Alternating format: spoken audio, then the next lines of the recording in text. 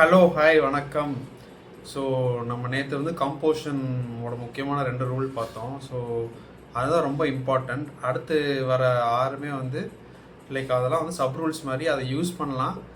But எல்லா டைமும் அதை யூஸ் பண்ண முடியாது. ஸோ ஃபர்ஸ்ட்டு வந்து அதில் வந்து லீடிங் லைன்ஸ்.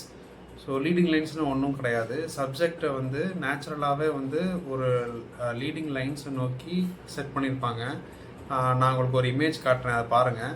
ஸோ அதில் நேச்சுரலாகவே வந்து அதில் அந்த லைன்ஸ் வந்து டுவோர்ட்ஸ் அ சப்ஜெக்ட் இருக்கும். ஸோ அதுதான் லீடிங் லைன்ஸு. ஸோ அடுத்து வந்து frame within a frame. For example நீங்கள் பார்க்குற வீடியோ வந்து ஒரு ஃப்ரேமில் இருக்குது அப்படின்னா அதில் வந்து இன்னொரு ஃப்ரேம் வச்சுருப்பாங்க. ஸோ நான் அதுக்கு ஒரு இமேஜ் காட்டுறேன் பாருங்கள். எக்ஸாம்பிள் வந்து ஒரு டோர்வேக்குள்ளே வந்து இன்னொரு ஆள் நின்னா அது ஃப்ரேம் வித்தின் அ ஃப்ரேம். வந்து டெப்த்துன்றது ஒன்றும் கிடையாது, ஃபோக்கஸ் தான். ஃபார் எக்ஸாம்பிள் வந்து நான் வந்து ஃபோக்கஸில் இருக்கேன் இப்போ இந்த வீடியோவில். பின்னாடி வால் வந்து ஃபோக்கஸ் இல்லாமல் இருக்குது. ஸோ டெப்த்துன்றது வந்து ஃபோக்கஸை மாற்றுறது. ஃபார் எக்ஸாம்பிள் வந்து நான் இன்னொரு சப்ஜெக்டை பார்க்குறேன் அப்படின்னா வந்து அந்த எந்த சப்ஜெக்டை பார்க்குறோன்னா அந்த இடத்துல வந்து கேமராவோட ஃபோக்கஸை மாற்றுவாங்க. ஸோ அதுதான் டெப்த்து. அடுத்து வந்து பேலன்ஸுன்றது ஒன்றும் கிடையாது, the balance of images. For example ஒரு வீடியோவோ ஒரு ஃபோட்டோவோ எடுக்கிறோம்னா அதில் வந்து பேலன்ஸ் இருக்கணும். ஒரு 2 பீப்புள் இருக்காங்கன்னா 2 பீப்புளும் வந்து 2 வெர்டிக்கல் லைன்ஸ்னு நிற்க வைப்பாங்க. நம்ம ஒரு வீடியோவோ எடுக்கிறோம்னா பீப்புளோட அட்டென்ஷனை கிராப் பண்ணணும் அப்படின்னா வந்து அந்த ஃபோட்டோ வந்து பேலன்ஸ்டாக இருக்கணும் அப்படின்றது சொல்கிறாங்க. சிம்பிளிசிட்டின்றது ஒன்றும் இல்லை. இப்போது வந்து ஒரு வீடியோ எடுக்கிறோம் அப்படின்னா வந்து அந்த வீடியோ வந்து சிம்பிளாக இருக்கணும். ஃபார் எக்ஸாம்பிள் வந்து சப்ஜெக்ட் வந்து ரொம்ப சிம்பிளாக தான் இருக்கணும்.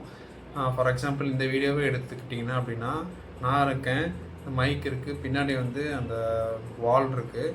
ஸோ இவ்வளோ தான் வந்து என்னோடய வீடியோலேயே இருக்குது. ரொம்ப கஜன்னு நிறைய இது போடாமல், நிறைய விஷயங்கள் ஆட் பண்ணாமல் சிம்பிளாக வீடியோ இருக்கிறனால வந்து ரூல் வந்து சொல்கிறாங்க. சிம்பிளிசிட்டின்றது ரொம்ப முக்கியம். ஒரு வீடியோ எடிட்டருக்கு வந்து அது தெரிஞ்சிருக்கணும்.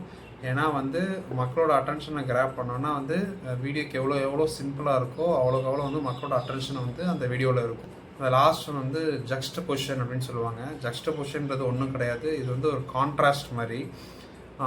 ஃபார் எக்ஸாம்பிள் ஃபோட்டோ காட்டுறேன் பாருங்கள். ஒரு பிளாக் அண்ட் ஒயிட்டில் வந்து ஒரு கலர்ஃபுல்லான பூவை வச்சுருப்பாங்க. இந்த கான்ட்ராஸ்ட் இந்த ஆப்ஜெக்ட் வந்து காமிச்சிருப்பாங்க. அதுதான் ஜக்ஸ்டபொசிஷன். அது நிறைய இடத்துல வந்து யூஸ் பண்ணுறாங்க. ஸோ அது வந்து நிறைய மீனிங் ஆட் பண்ணுறதுக்காக வந்து அதை யூஸ் பண்ணியிருப்பாங்க. ஸோ இதுதான் மீதி இருக்க 6 ரூல்ஸு. ஸோ இதை நீங்கள் தெரிஞ்சுக்கிட்டிங்கன்னா குடோஸ்.